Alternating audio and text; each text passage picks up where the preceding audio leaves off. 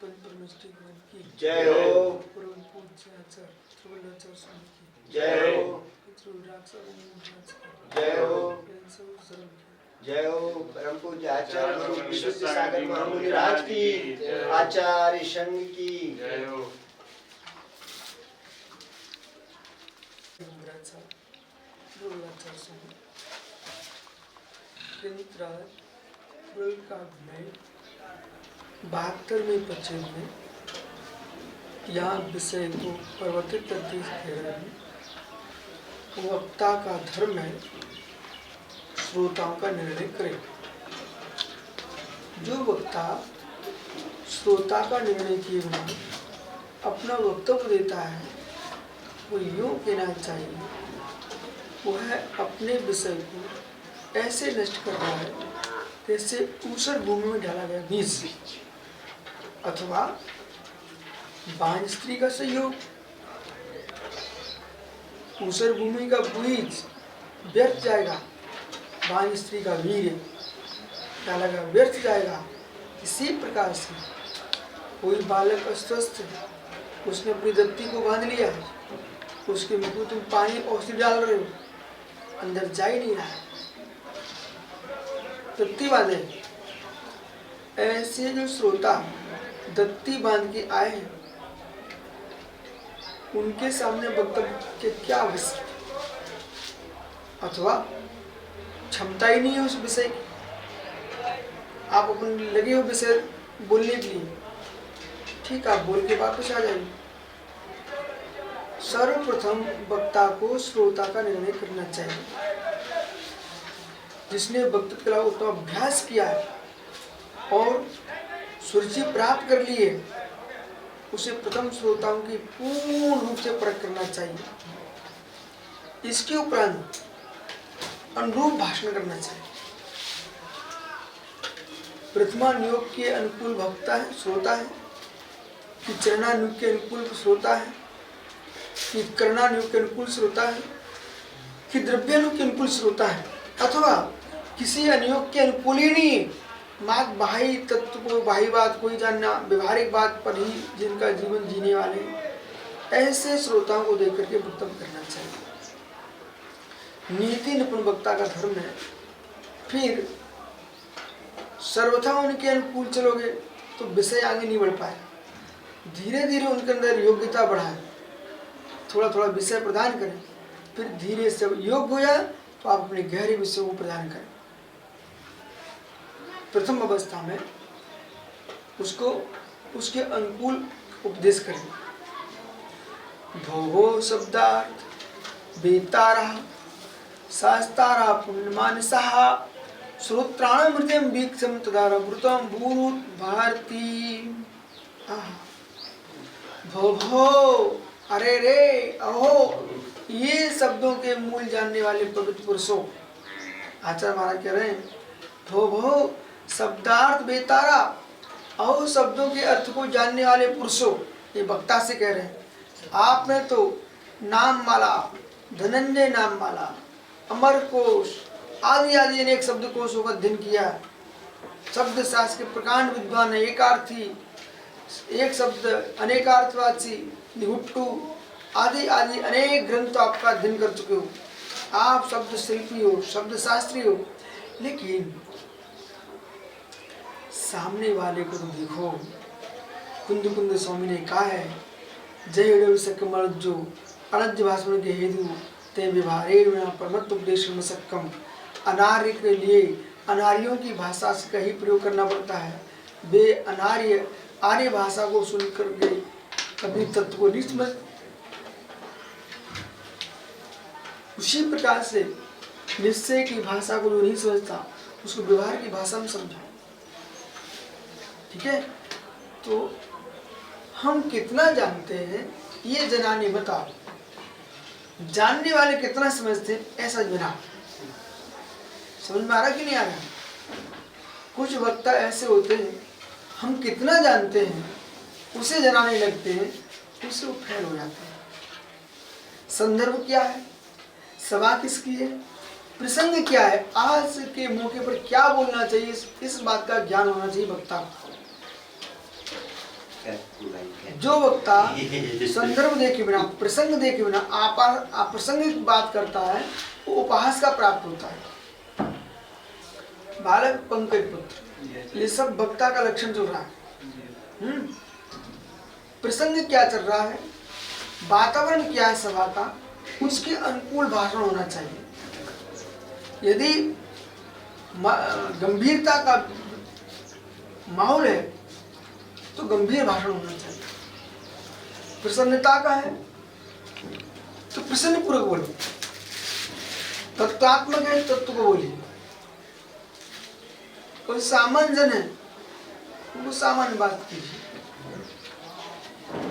इसलिए कह रहे भोगो शब्द तारा शास्त्र पुण्यमान सा, पुण्यमान सा पवित्र पुरुषों, पुण्यमान सा पुण्य पुरुषों, पुण्य मन वाले।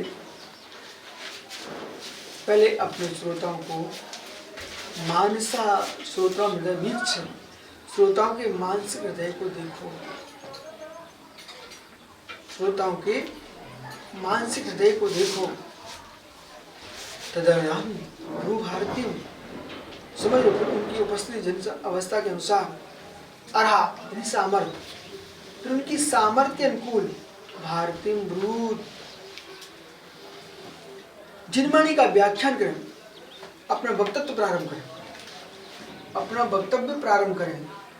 वक्ता को चाहिए श्रोता की योग्यता और श्रोताओं के लिए अपना बनाइए। पहले श्रोता वक्ता के बीच की दूरी मिटाना चाहिए।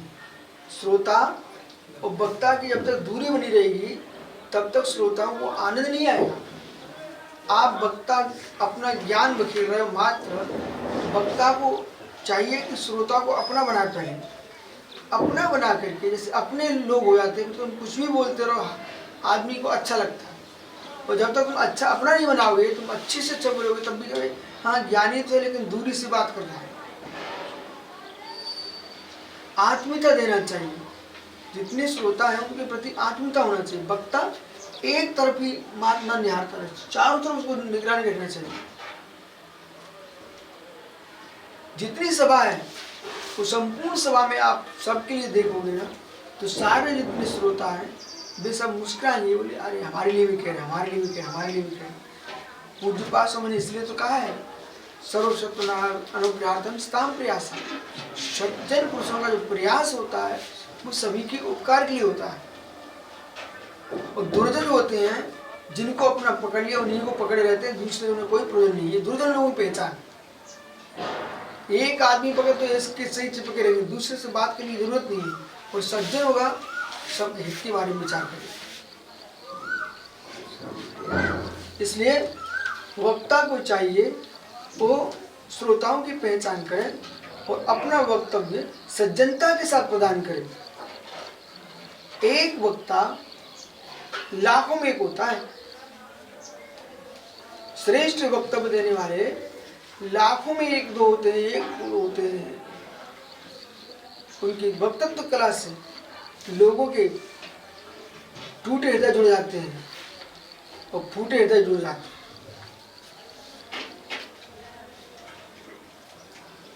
हीन भावनाओं से चित्त जिनका दूषित है वे समाप्त हो जाते हैं। अहंकार में डूबे लोग हैं वो भी समाप्त हो जाते हैं, उनके अहंकार के भाव। भ्रम में डूबे लोग हैं उनके भ्रमों का उपशमन होता है। इसलिए सबसे प्रथम ध्यान रखना चाहिए, जुड़े हृदय टूटे ना, टूटे हृदय जुड़ जाए, फूटे हृदय जुड़ जाए। और जिनके अंदर प्रेम वात्सल्य की दुनिया बढ़ चुकी है, प्रेम वात्सल्य बढ़ने लग जाए लोक में, इसके साथ साथ भ्रम रोग का निवारण हो। आपका उपदेश का लक्ष्य उद्देश्य क्या है? भ्रम रोग का निवारण हो। अब जिनकी भ्रम रोग का ही निवारण नहीं हो पा रहा है और भ्रम नया खड़ा कर रहे हो, तुम्हारा भाषण तो कुभाषण है। भ्रम रोग निवारण होना चाहिए। भ्रम रोग श्रोताओं के अंदर तत्व ज्ञान के प्रति, मोक्ष मार्ग के प्रति, सत्यार्थ बोध के प्रति भ्रम नहीं खड़ा होना चाहिए, सत्यार्थ का सम्यक बोध होना चाहिए। नहीं तो हम इसलिए गए कि हम अलग से दिखें और अलग से दिख करके हम समाज से भिन्न होकर आ रहे हैं। आप विशेष थे, विशेष ही रहेंगे, कोई सामान्य होकर बात कीजिए।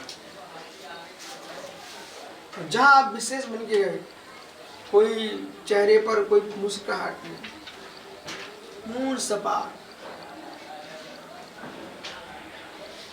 पूर्ण सपाट, वो वक्ता क्या श्रोताओं को आनंद दे पाएंगे। पहले अपना चेहरा तो बदलिए आप, इसके साथ साथ कट भरी बातें मत बोलिए, कटकरी बोलिए, कट भरी नहीं बोलिए। कटकरी बातें होना चाहिए, कट भरी नहीं होना चाहिए। ये तो प्रारंभ किया, शुरू से ये को पकड़ लिया, बस उसी पर लक्ष्य आपका है, या तो उसकी निंदा के प्रति है या उसकी प्रशंसा के प्रति है। भरी सभा में एक की निंदा, एक की ही प्रशंसा में तुम पूरा वक्तव्य का काल दे दोगे तो शेष सभा के सदस्य क्या करेंगे? तो अच्छी भाषा बोलना चाहिए, आपके भाषण में विषय होना चाहिए। तो यदि विषय नहीं है तो तुम्हारा भाषण कोई काम का नहीं है। बोले क्या है, वो ठंडाई हो, ठंडाई हो, ठंडाई है, ठंडाई है, बुरा तो है नहीं उसके अंदर। बोले ठंडाई ले लो, ठंडाई ले लो, हाथ में पहुंची तुम्हारे पास, गर्म पानी रखा है, ठंडाई किस बात है? ठंडाई का तात्पर्य उसके अंदर शीतल द्रव्य भी हो तो पानी भी साथ में उसका शीतल हो। इसी प्रकार से प्रवचन है, प्रवचन है, प्रवचन है। तुम दूसरी निंदा करने बैठ गए हो, दूसरी प्रशंसा करने बैठ गए हो, जिससे तुम्हें कुछ है उसकी प्रशंसा कर रहे हो, जिससे तुम्हारी तो उसकी निंदा कर रहे हो। प्रवचन का एक प्रवचन में तो शीतलता होती है, भाषण भी नहीं है। जो भाषण होता है वह राष्ट्र हित में होता है। दूसरे को गाली बकने वाले नेता है ना, उन्हें भी सीखना पड़ेगा वक्तव्य, क्लास पढ़ने जाना चाहिए उन्हें, कक्षा मात्र आकर के माइक पकड़ करके दूसरे के लिए गाली ही देने लग जाना, ये तुम्हारे भाषण की कुशलता नहीं है। जितना उच्च वक्ता होगा, उच्च नेता होगा, वो अपनी बात रखेगा और इतने तरीके से रखेगा कि जिनको तुम गाली दे करके नीचे दिखाने वाले थे, अच्छी बात कह करके जब वे स्वयं बोलना नहीं जानते तो अपने आप श्रेष्ठ वक्ता कहलाओगे आप। ऐसा कार्य कीजिए जिससे तुम दूरी बनाना चाहते हो, तो इतना सुंदर काम कर दो, लोग अपने आप से दूर हो जाएंगे।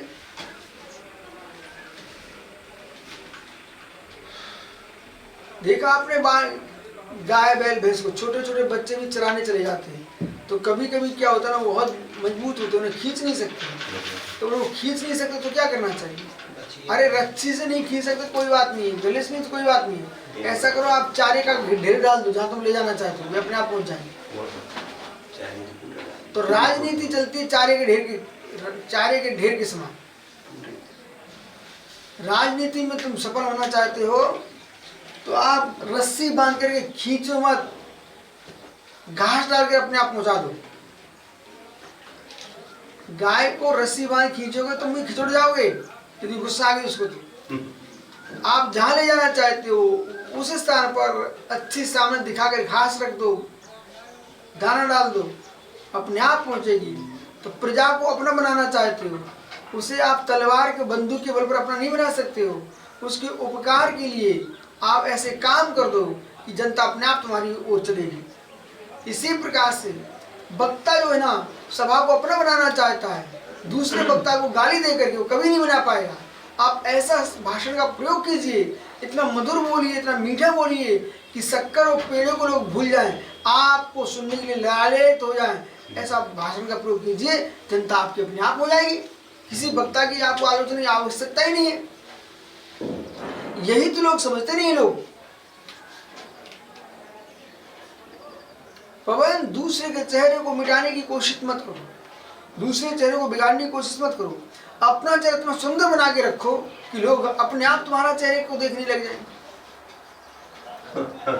हाँ, चेहरे इच्छा थी। एक जगह क्या ना बोले हम, शाम को कथा पढ़ते थे। कथा पहले बहुत कथा चलती थी जी और वे छंदों में होती थी, पद्य में। तो हमने एक कथा गाई तो बहुत भीड़ लगी छतों पर। तो दूसरी बार दूसरे सज्जन कहते ना वो वाली पुस्तक मुझे दो। सब क्रम से कथा गाते थे। लो ये पकड़ो।